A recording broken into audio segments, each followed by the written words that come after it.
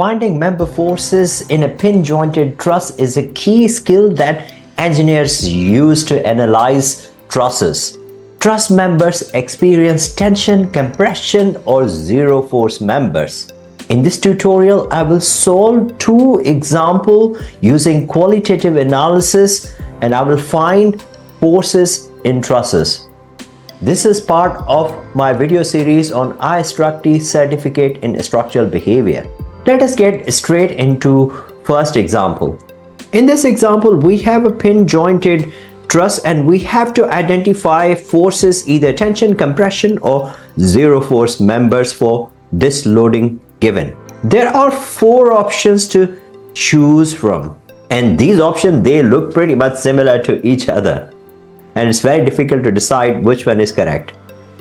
If you want to have a go at this question, pause this video now and try this question first before watching this explanation video.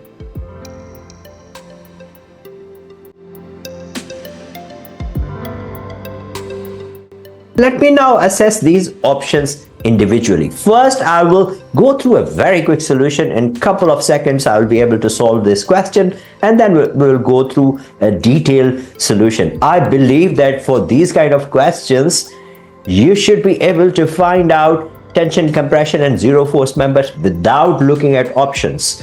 And that's what detailed analysis will do. But first, let's go through it in a short, concise way. Option A, I can see that over here I have one member being connected to other two members, and that will cause acceleration in joint, which is not possible. So these members should be zero members. It means this option is gone. Second option is gone because one member is being connected to two collinear members. It means that the force here should be zero, which is not the case here. And then I will move to the option C and option D.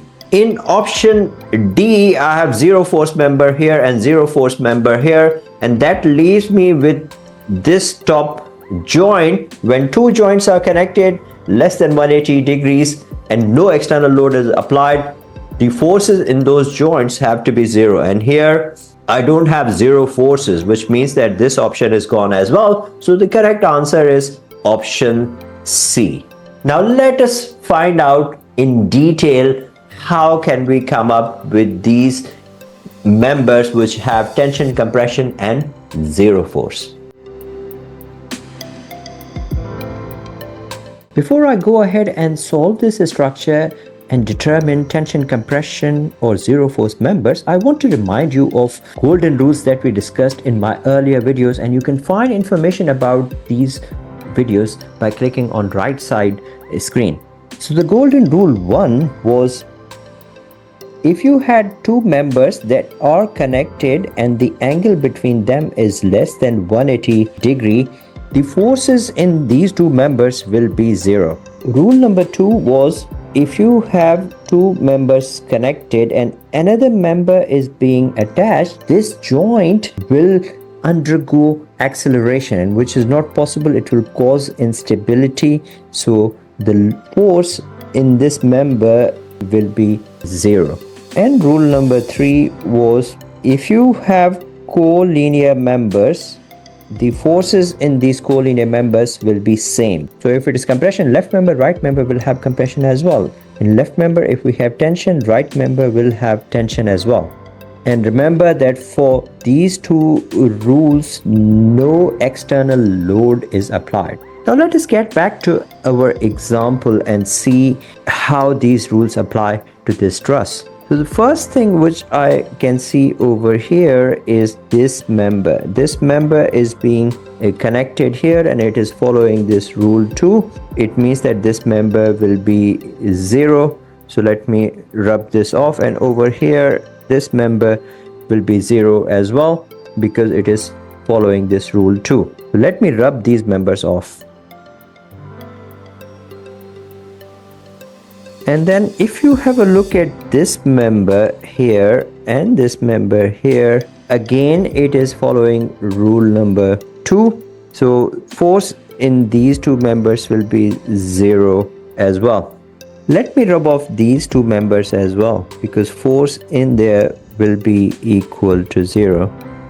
Now it's turn of rule number 1. Here you can see we have unloaded joint and the forces in these two members will be equal to 0. So let's rub them off as well.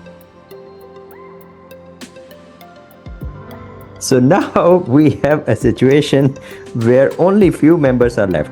If you have a look at this joint over here, it has horizontal component, but it doesn't have any vertical component to balance these two forces. So the force in these two members will be 0 as well. So let us rub them off.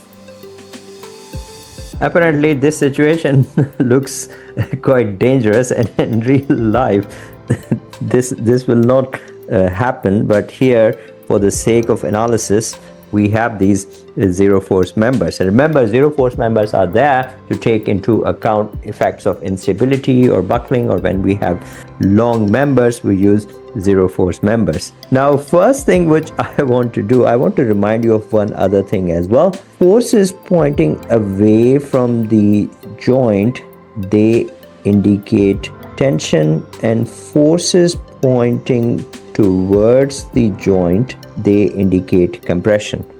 Over here at top we have rightwards force, which means that the horizontal force will go away from here. So when it is going away from the joint, it is tension. And when the force is being applied and it is rightwards, the reaction force has to be leftwards. For equilibrium, the reaction force has to be leftwards. And if you see over here, this support, it is trying to move up when you apply horizontal load, and to balance that, the reaction, the vertical reaction has to be downwards. If I call this support as A and if I call this support as B, it has to be downwards at B. But we will see in a minute that if we are able to verify that or not. If you have a look at joint B, there is a leftward horizontal reaction. To balance that, we should have rightward horizontal reaction. So this means that the direction of arrow should be pointing towards the joint. That will cause a horizontal component that is rightwards and vertical component that is downwards.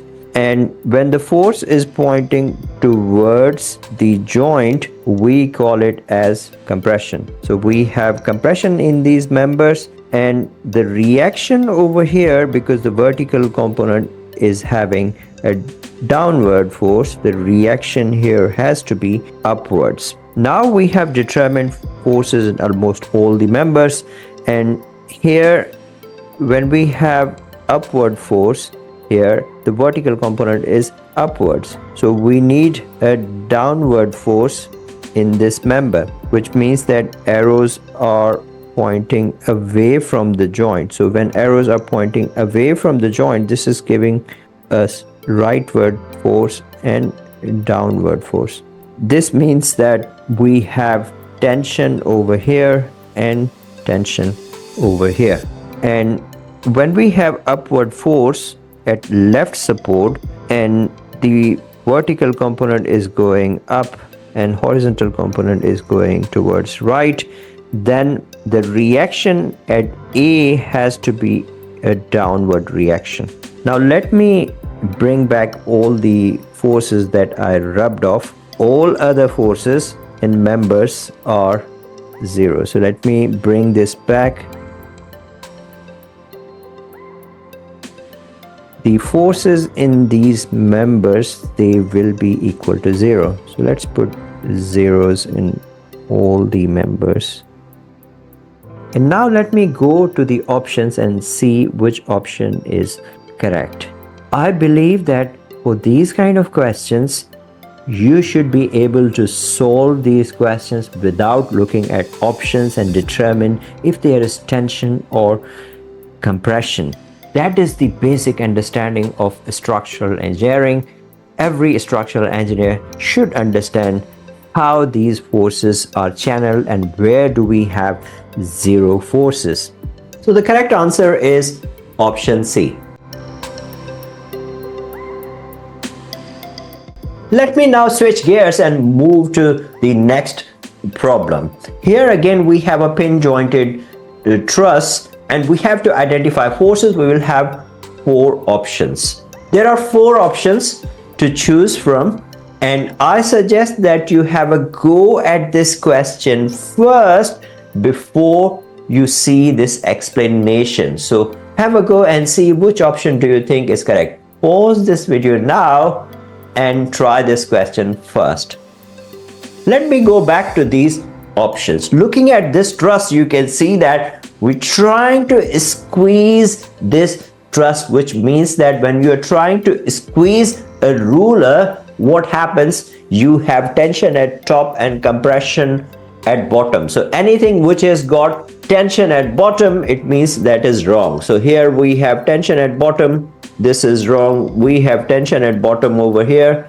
This is wrong. Imagine this is a ruler. You are trying to squeeze that from 2 sides. Now we are left with option C and option D. Now here there is a 0 force, and again there's a 0 force because 2 members are connected and 1 member is coming out of those 2 members. The force have to be 0 over there. Here that force is compression, which means that this option is not possible. Our correct option is option D. Did you get this right?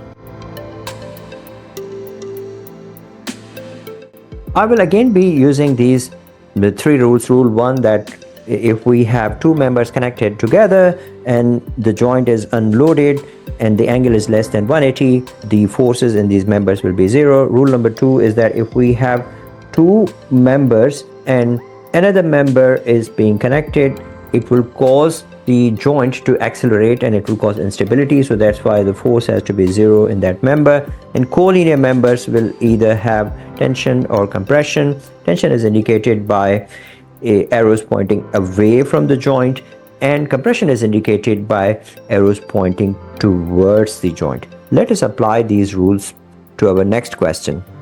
We have 2 members and another member is connected over here, so force in this member will be 0. And have a look at if we have any other member. So force in this member is going to be 0. When we have force in these 2 members, then I can rub them off. And then I have another situation over here where there are 2 members and another member is coming out of those 2 members, and force in that member will be 0 as well. Now I have rubbed off all 0 force members. By looking at this truss, it looks that when we push this inwards, the internal members, they will be in compression, the outward members will be in tension. But I want to prove this concept with the help of basic structural behavior. I call these joints as X, Y, and Z.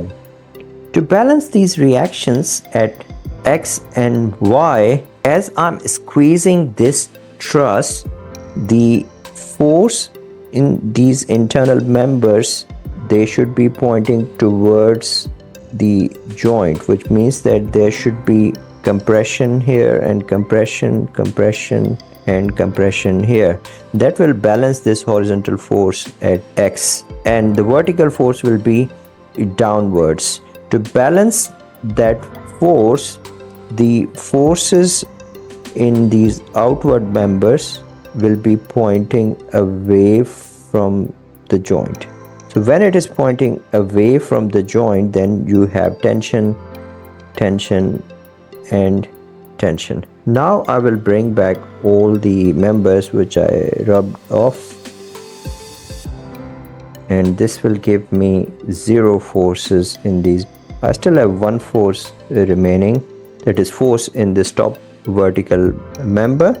So when forces in outer members are pointing away from the joint, to balance this force at Z, this should be pointing towards the joint, because vertical component of these 2 outer forces, they are pointing downwards. So I need upward force. It means that force should be pointing towards the joint here. So when forces are pointing towards the joint, we call it as compression. And this is our final solution. So option D is the correct answer. If you want to have a look at this entire video series where I explain a lot of problems, beams, columns, frames and trusses to understand basic structural behavior, then click on this URL or scan this barcode to have a look at complete playlist. You can download the lecture slides by going to this URL or scan this barcode and solve the question as you go on.